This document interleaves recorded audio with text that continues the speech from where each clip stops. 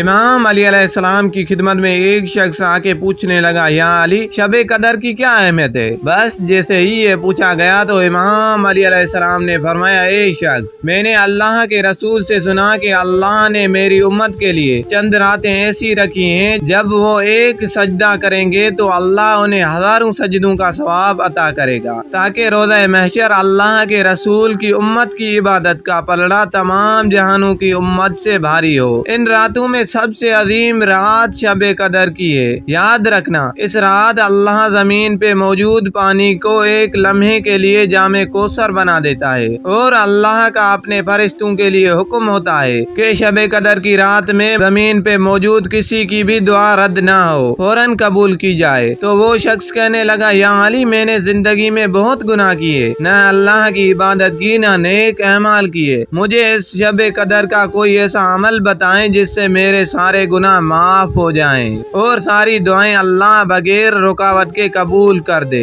امام علی علیہ السلام نے فرمایا، اے شخص، تم شب قدر کی رات عشاء اور فجر کے درمیان 207 مرتبہ سورہ قدر پڑھو، اور پھر اللہ سے اپنے گناہوں کی معافی اور ہر دعا پوری ہونے کے لیے دعا مانگو۔ اللہ کے کرم سے اللہ ساری خوشیاں تمہاری جھولی میں ڈال دے گا۔